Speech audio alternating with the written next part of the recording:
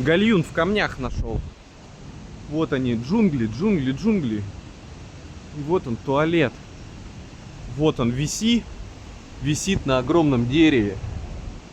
Вот они, камни огромные.